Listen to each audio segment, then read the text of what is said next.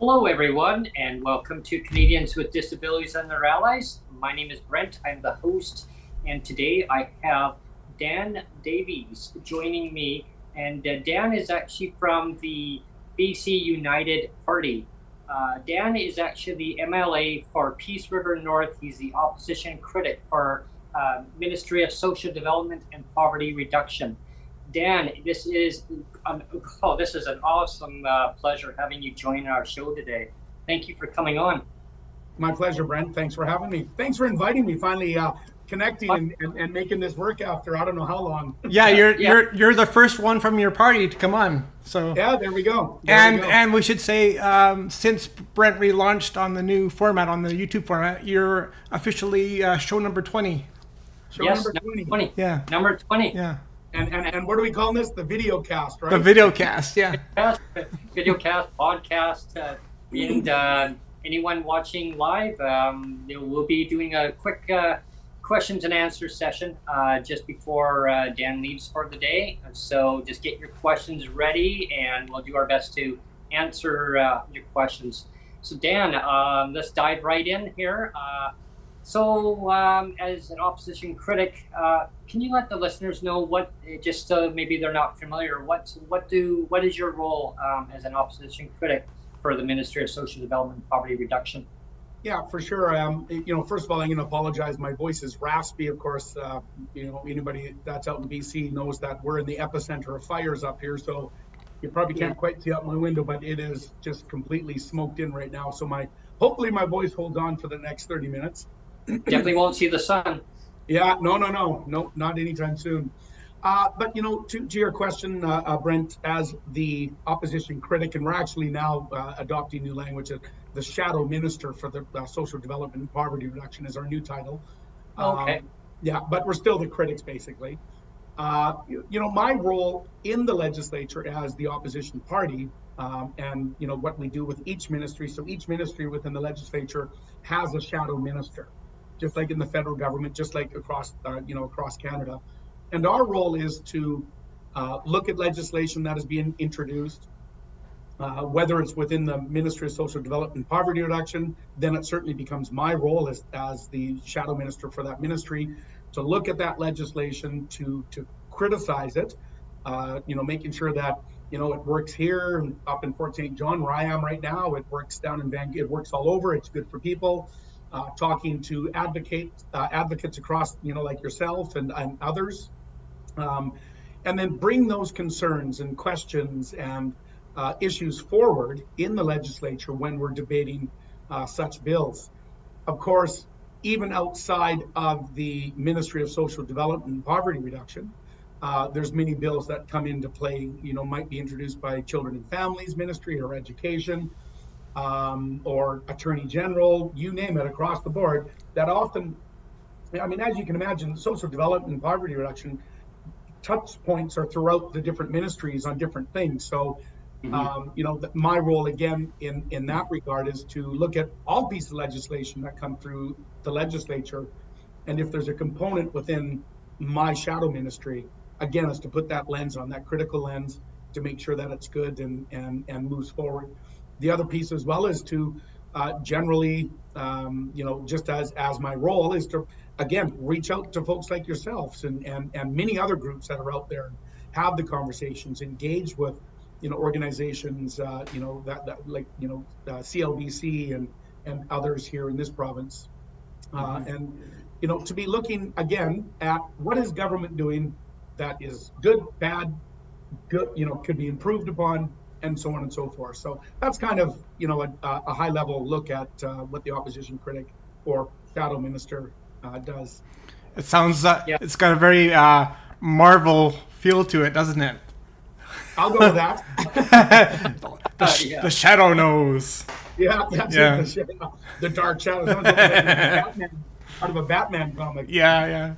Exactly. And with the rates that people on disability assistance receive in the province of British Columbia, they're obviously, as we all know, I mean, this is going across the country, but the cost of living in British Columbia is, as we know, really is high. And so the rates are definitely not even matching the cost of living. It's well below the poverty line. And in many cases, people will say, how can you say legislated poverty? But hey, you call it what it is. I mean, it is legislated poverty, and nobody should be living in legislated poverty. And I know that the rates have to be increased, and there's a lot of call for federal government to step in and do their part, and maybe possibly as a top-up. I don't know where it's going.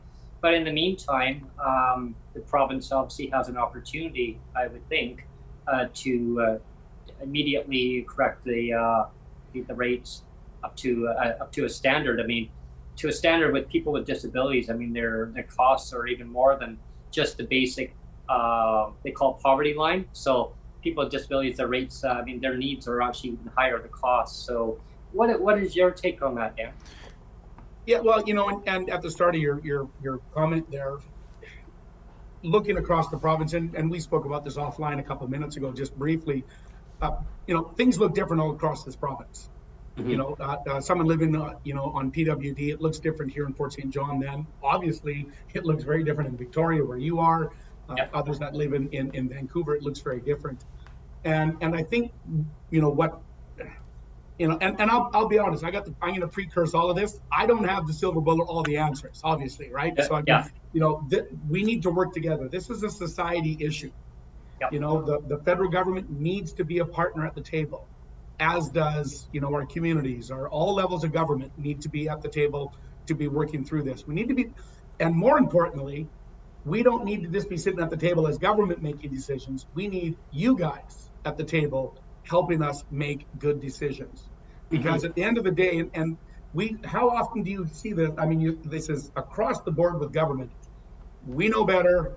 We're going to make a policy here, and then you hear from everybody down below. It's like, good God, what are you doing? It doesn't work. We need to change that. We need to have more engagement with people that are being impacted, and find out, how do we do things better? We know the challenges. I mean, there's no doubt that there's challenges, people living on PWD right now. Especially when we look at the unbelievable inflation that we've been seeing here just this past year. I mean, it has impacted everybody at all scales, especially people, in the vulnerable population, people on PWD, are because you guys are on a fixed income. Mm-hmm. So, and it doesn't fluctuate for that inflation. So we need to be looking at different things to do to improve the rates, to improve how they're being dispersed.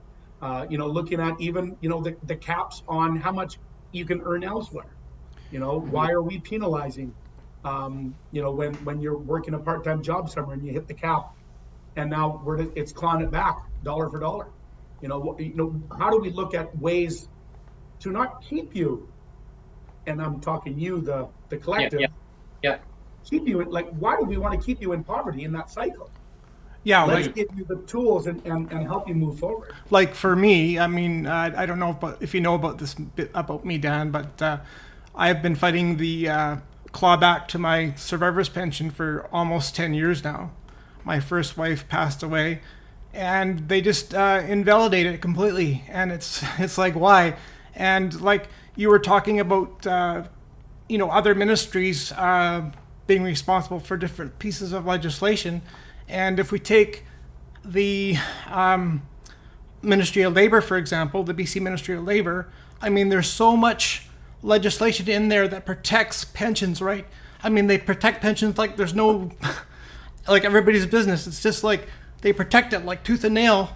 And yet, you take the pension over to the Ministry of Disabilities or the Ministry of Social Development, and they disrespect it, and then they claw it back. And it's like, how can you do that? Just from one ministry it's protected, and the other ministry they cross it over, and it's like, sorry, we're going to disrespect it now. And it's like, why? You know, well, and I don't understand that. I just don't understand it. Yeah, and you're spot on, Neil, and you know, sorry about all the circumstances, obviously, and my condolences to you. You know, that's just one of many absurdities that are happening. And the other one, you know, we were I think when we were out in the front lawn, I don't know, a month ago, I guess it was, when Jeff had his, you know, the tent out there and everything else, hearing from folks, and I've heard this before as well, and I actually brought it up during our budget estimates, penalizing people for love. You know, when two people, you know, get together and you know, move in together, you're penalized. You know, you would think that you would be able to combine your supports and try and, you know, make better, but the system doesn't fully allow for that. So things like that, how do we look at improving those? And they you know, they seem very simple to, you know, to make better, but, you know, how do we, instead of keeping people in poverty, how do we propel you out of it? And I think those are the discussions and things that we really need to look at. And, you know, everybody understands, you know, there's budgetary restraints, there's those challenges, but there is a path forward. There is a smarter way to do things. There's, you know, and you know, I'm going to go on a little side tangent here, and excuse me if I do, but I'm going to do it anyway. That's okay. Okay. You know, my biggest concern, and I promise I won't get too partisan, as best I can. Of course, I live in that world of partisanship. It's all good. It's all good. You know, I am a true believer in British Columbia's natural resource sector, whether it's our natural gas, our forestry, our mining, you know, the endless opportunities that British Columbia has, and there's no other place in the world that does resources as environmentally responsible. They're just the way to do it. We are the gold standard for the world. At the same time, all of these revenues bring in billions and billions of dollars of revenue into the province of British Columbia. We need those revenues if we are going to fix all of the issues, whether it be the PWD issues or health or educate, whatever. Those revenues are needed. Absolutely necessity. What worries me is in this last budget, you know, and this is in the government's own budget books, are calling for massive 32% reduction in revenues from the natural resources sector, because they're making it harder and less open for businesses to be attracted to British Columbia to come and do business here. So when you're knowingly taking billions of dollars out of the province's revenue, what does that trickle-down effect look like for supports for people with disabilities, supports for people with, you know, within the children and families ministry, our healthcare, which is in absolute crisis right now, education for our children, looking out for our seniors? That trickle-down effect we haven't seen yet, but if it doesn't get corrected soon, we're in trouble. We're absolutely in trouble. And I think the key to going back, and I talk too much. I know I talk too much. The key to, I think, the success and making life better for people with disabilities, life better for people that are in poverty, life better for people that are living on the streets, and there's far too many, is to make sure that British Columbia maintains a strong resource sector. We are open for business. Obviously, we need the checks and balances in place. Don't get me wrong. And we have those. But if we don't have that revenue coming, we cannot support people. And this is the one thing that worries me about the NDP government right now is, you know, they good ideas, but the money needs to come from somewhere. And when you start seeing those revenues predicting by the government dropping that much, where are they going to make it up? You know, and so that's a big worry. And I know that's a big roundabout long answer to your question, but you know, we understand there is more need. We know that. We need a path forward to fix it, and part of that path forward is a strong economy in British Columbia, and the foundation of British Columbia's economy, I don't care what anybody says, is the resource sector. I agree. I agree with that. Well, you know, especially with the high cost, also the high cost of rent across the province and across this country. In BC, they're saying that Vancouver is now rated as the worst place to even try and think about renting. $2,800 a month in Vancouver. Victoria is not far behind Vancouver in that. I would say it's almost equal. I mean, the stats show that. I mean, it could be $1 difference, but Vancouver beats them. And that's just for a one bedroom. Yeah. And so when I look at the headlines and I'm thinking, wow, so PWD get $375, they get a $125 increase as of July 19th. I'm thinking, well, that's $500. That's not even going to, maybe, I don't know, you could rent a washroom if you're lucky. I don't know.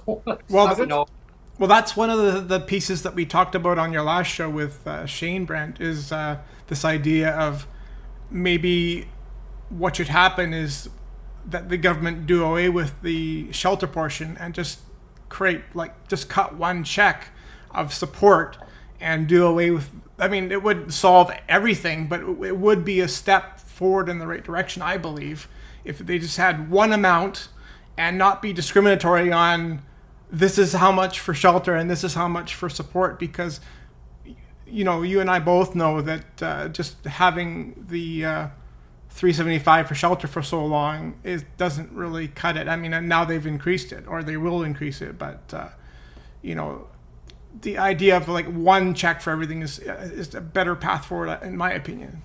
Yeah, because like in that view is I know that in BC housing, their rent is geared to income.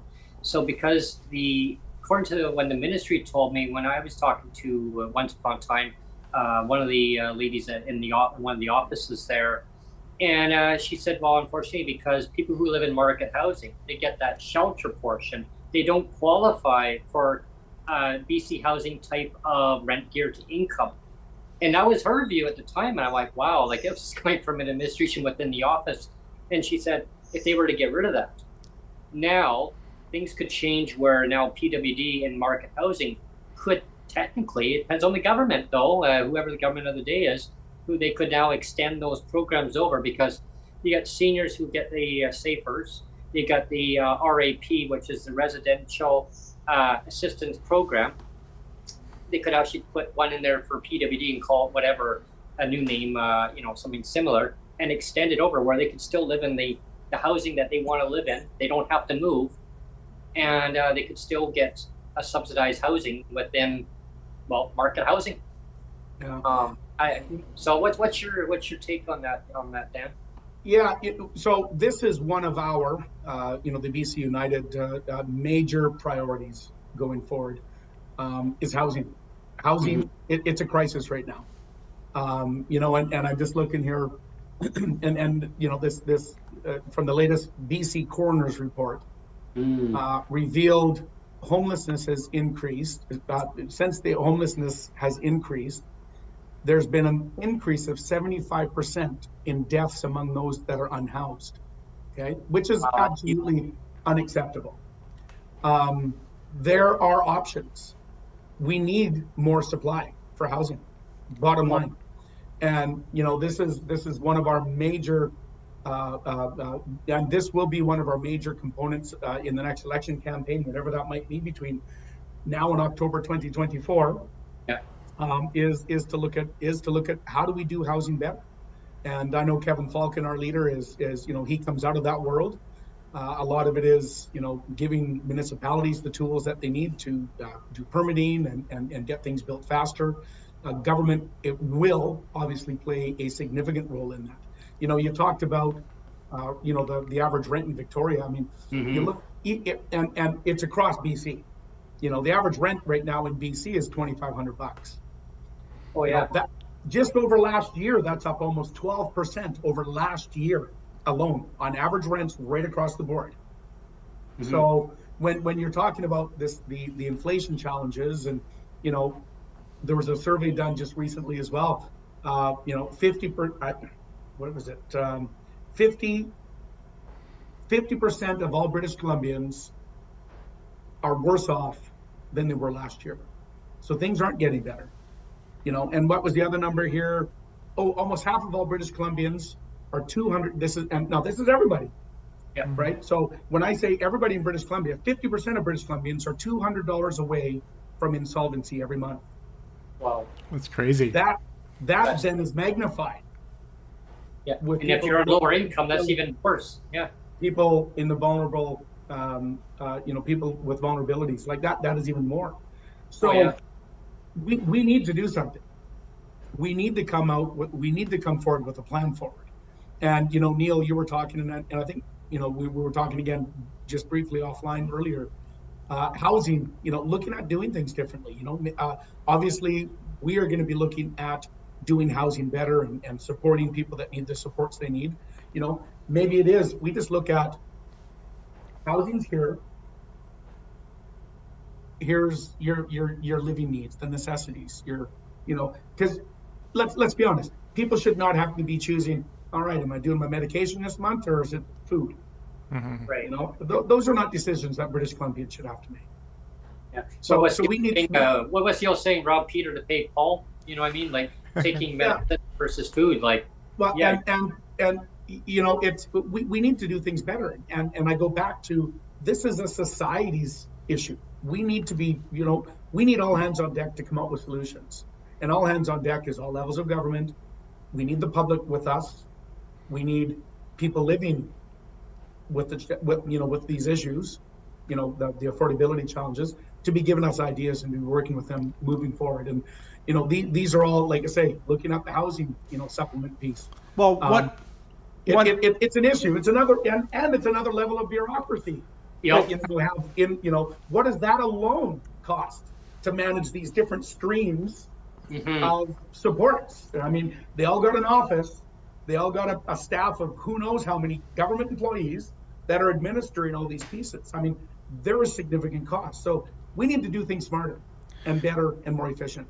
And the other thing too is, like, I know in the 70s and 80s, the federal government used to be pretty heavily invested in building housing, right? I mean, they had a huge amount of investment in housing stock back in the 70s and 80s, and then everybody just kind of walked back from that, and that kind of screwed over all the provinces, right? I mean, the fact that the federal government just kind of said, oh, we don't need to worry about that anymore, and they just kind of wiped their hands of it, and that's kind of really screwed people over, right? All the provinces and and there was a great and again, something to look at, and this is something I know that we've talked about again.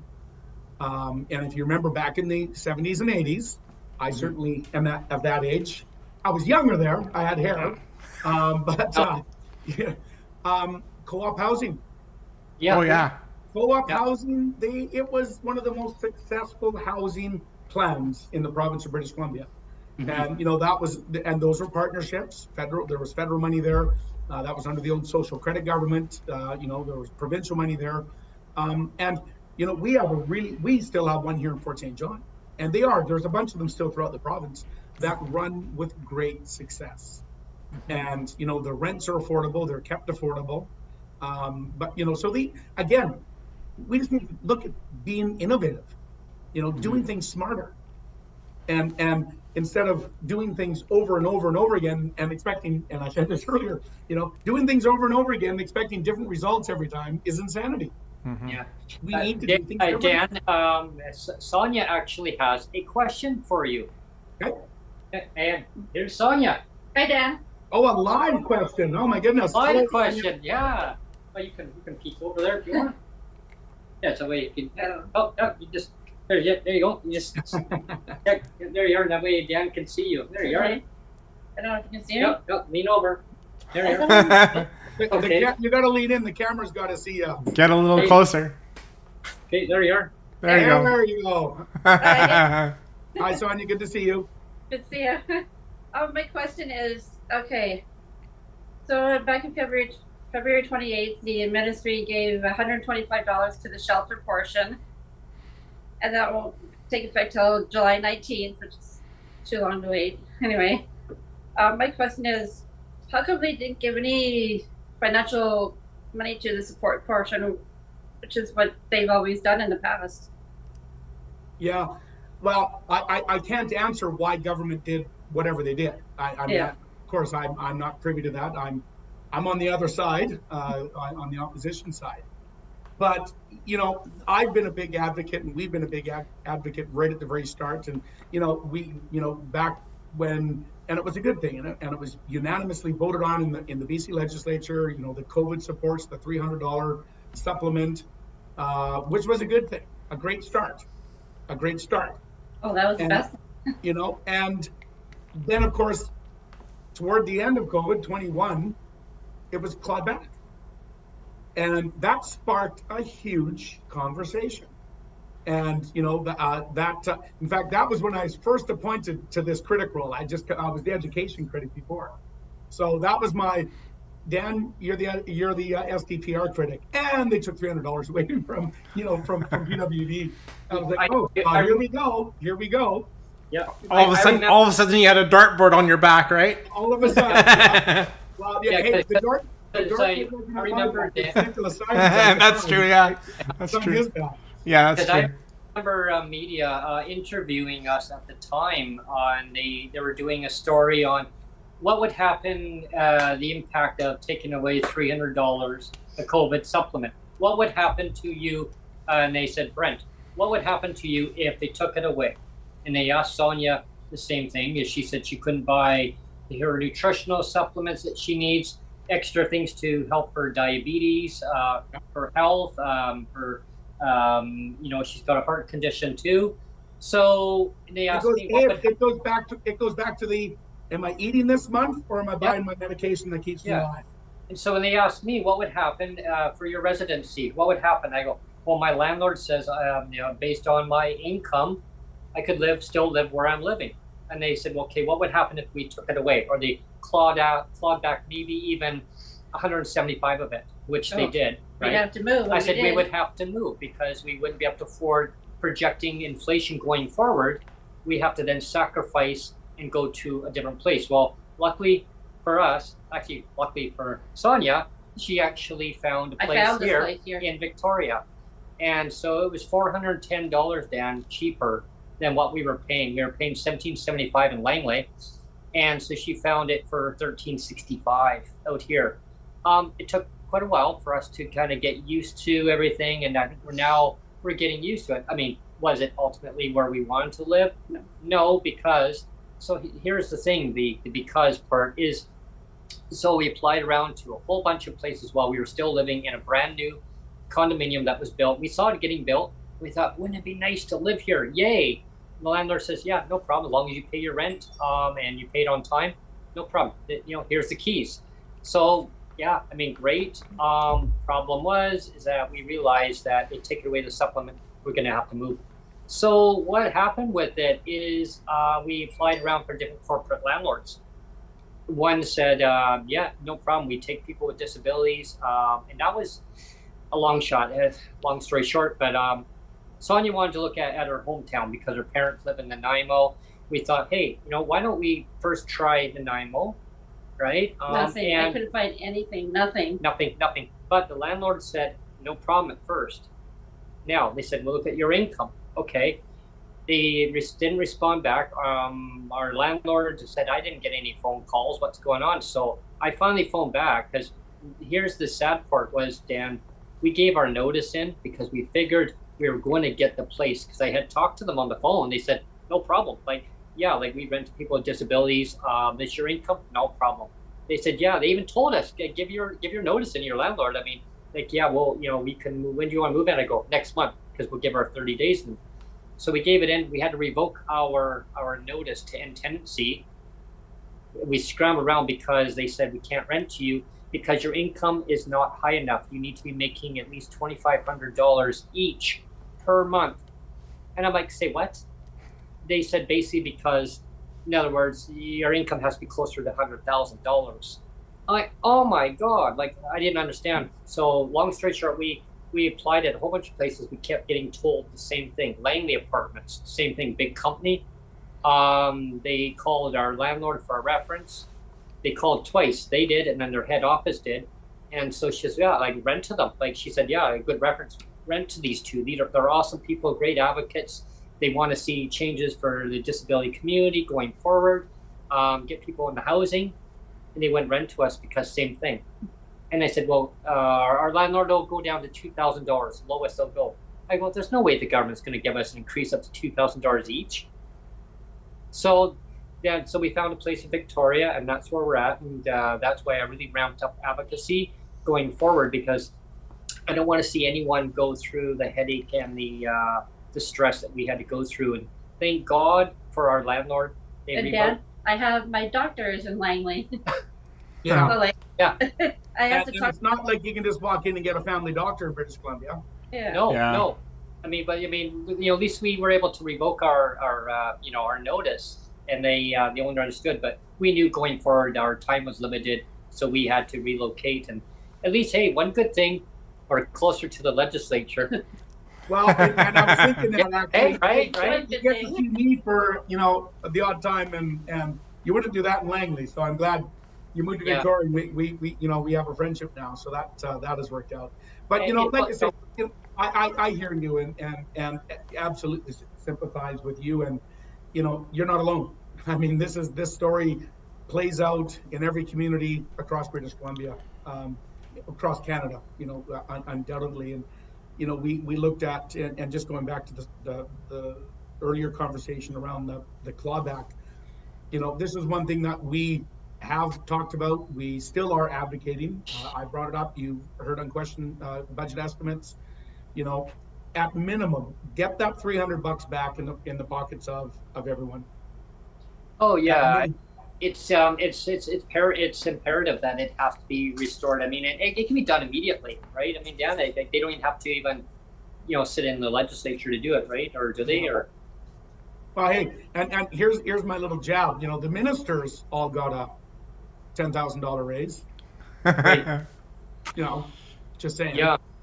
Yeah, well, yeah, exactly. The PWD or people on income assistance, they have to sacrifice so many things in order to complete with their landlord. Like, and they get a rent increase notice. So here's the thing too. Since we've been living in this place, we got a rent increase notice. There was no increase on the disability supports like last year. And then we got another rent increase notice, which now took effect as of June 1st. Now we just got paid. So now our new rent, we actually had just paid the new amount. But the increase that we get in July 19th takes effect after. And so I brought it to my landlord, and she's such a lovely lady. And she says, well, how does that work? So you've had 2 increases in rent, but they haven't increased the support or the shelter. I go, wow. She said, okay, like you need to tell them. They need to get with the program and start listening to you guys. I mean, we're here to collect the money. It doesn't matter how we get it, as long as you pay that rent at the end of the day, no problem. So going forward, like it is, a message to the government, please, like listen to the disability community and listen to lived experience because and I mean, and listen to the minister too. I mean, opposition critic, like listening to our voices, carrying it forward. Like, and I know that a lot needs to be done, but we all need to obviously work together collaboratively and make a better system for all.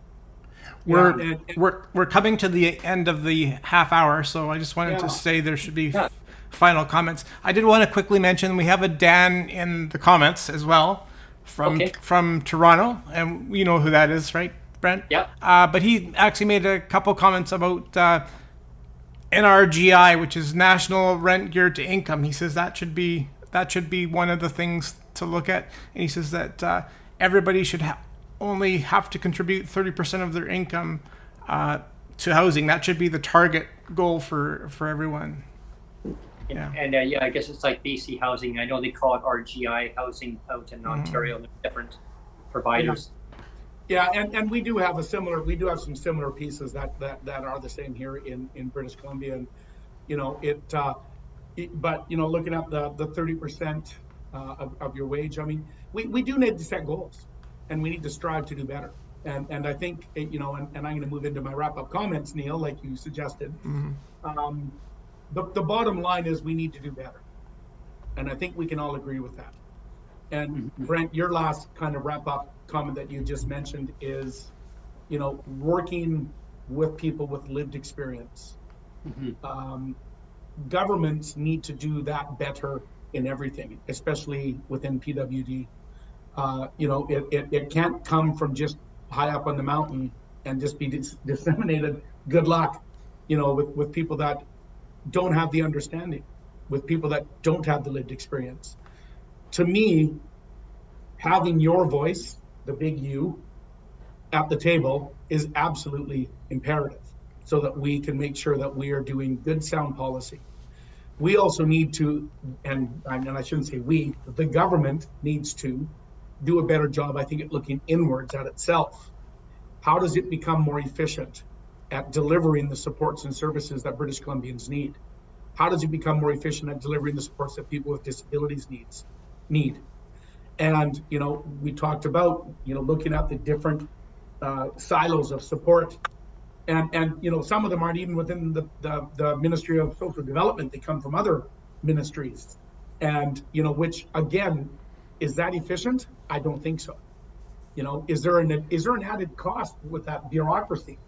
I guarantee there is. So how do we do it better? How does government do it better? How does government better deliver the services that are needed? How does government do it better to make sure that people have access to the services? One thing we hear all the time is it's not easy to even go through the application process and figure out all the paperwork and go to the different websites and to even know what you're eligible for.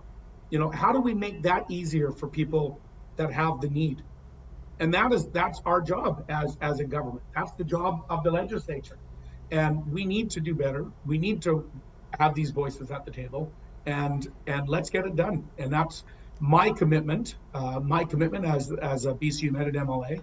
That's, I know, our leader, Kevin Falcon's commitment is to do better. And we can do better, because better is possible. Maybe to get Brent at the table, you should carry around a life-size cardboard cutout of Brent. Just bring him along to the table and sit him beside you there. Well, that might get No, hey, anything's possible, right? I mean, yeah. It's the view is that you give people the resources, the opportunity, the resources. They're going to put it back into the economy. They're going to put it back into the community that they live in. And then the small businesses will prosper. If they want to be an entrepreneur, give them that opportunity. There's so much, endless. The economy is a big circle. Yeah, exactly. No, I agree wholeheartedly. So, but let's keep this conversation going. Yes. I expect I will continue to see you, which, you will. And to both of you, and I follow you both on Twitter, you guys are great advocates. And, I just want to thank you and the many others out there, not just in British Columbia, but across Canada, that are out there advocating for better. And, without your voices, we don't move the needle. So you guys are integral in moving that needle and making sure things are getting better. So my hats off to you. Well, thank you, Dan. Yeah, and thank you, Dan. And we'll definitely do a follow-up. I'll have you back on the show. I'll reach out to you. Awesome. All right. Yeah. Thanks, guys. Great. Have a wonderful summer. And it's still smoky outside, so I was hoping it might have disappeared, but I'm going to head out and lots of work to do up here in the Peace Country. Okay. Yeah. Thanks. Thanks, Dan. Bye, Thank Dan. you, Dan. Bye, guys. Bye, Sonia.